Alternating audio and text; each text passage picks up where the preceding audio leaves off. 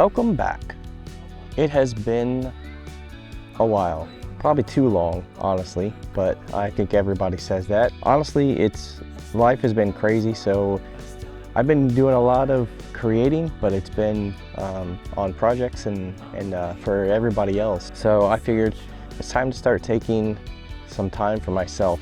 I've been carving out some time and some brain space for doing this again. So I recently purchased the A7S III, and I've been diving deeper into DaVinci Resolve for probably the last year and a half, and really trying to learn color grading. With getting the new camera, I really wanted to see what I could do with it, with color grading and just the video capabilities of the S3. So I feel like I'm just beginning to kind of grasp the idea of color grading, understand just the basics of it. So I thought I'd head out to Hocking Hills and to test the camera out, to create some scenarios that I could come back here and edit.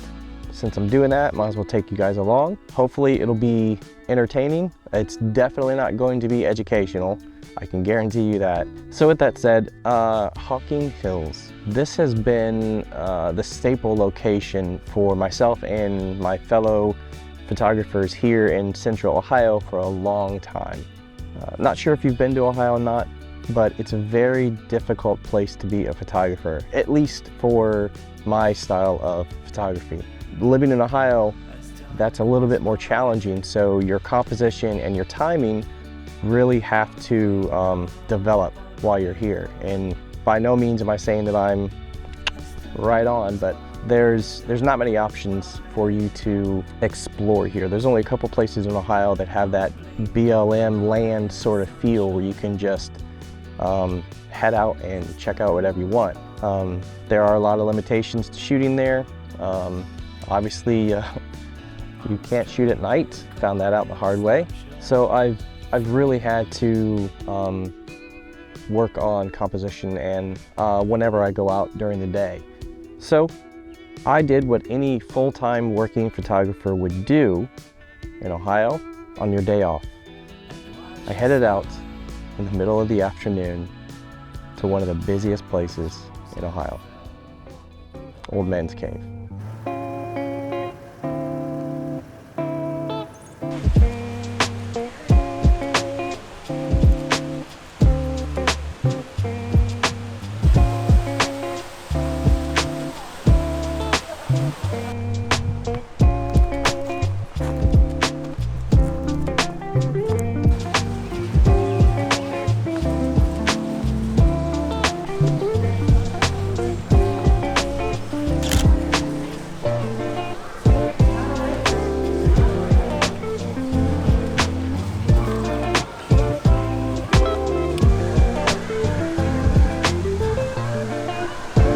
Of course, I head into the busiest place of the park.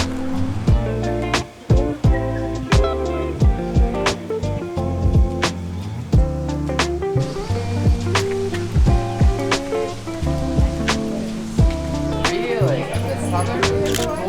You got bad news happening.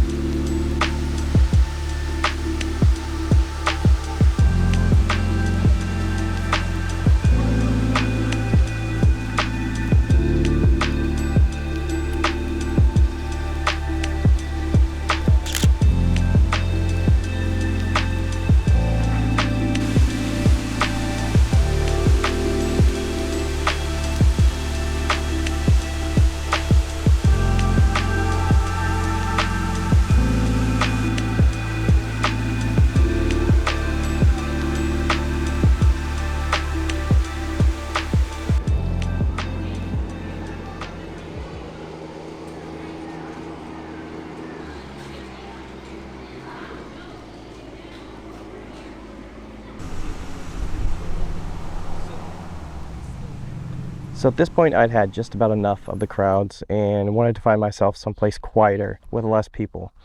So I ended up heading off to another spot, and well, you can tell about how well that went.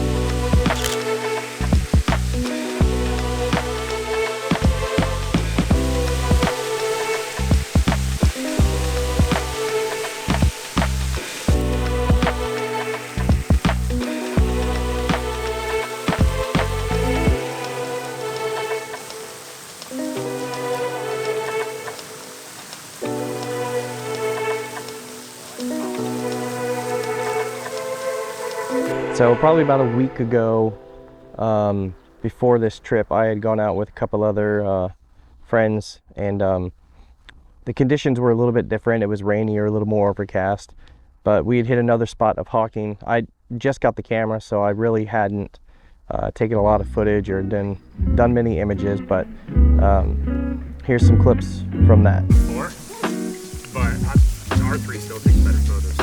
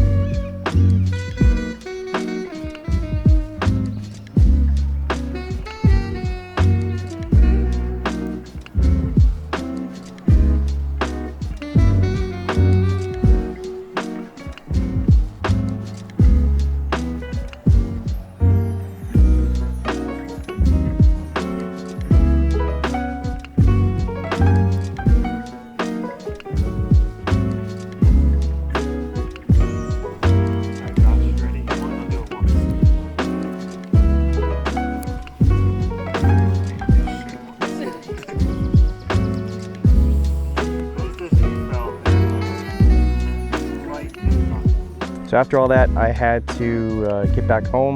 My time at Hocking was done for the day. So, but one stop that I always do when I'm up there is Grandma Faye's.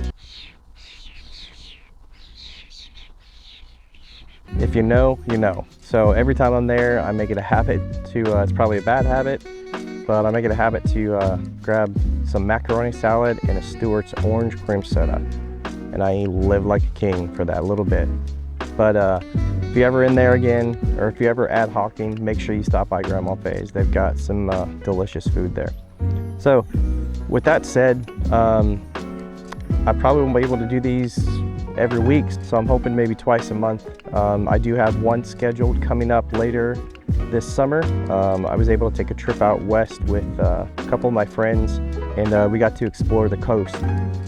We hit Washington, Idaho, Montana, Oregon, California. I mean, we went all over the place. So putting that one together now, so stay tuned. Thanks guys for tuning in. I hope this was somewhat entertaining for you, and I'll see you next time.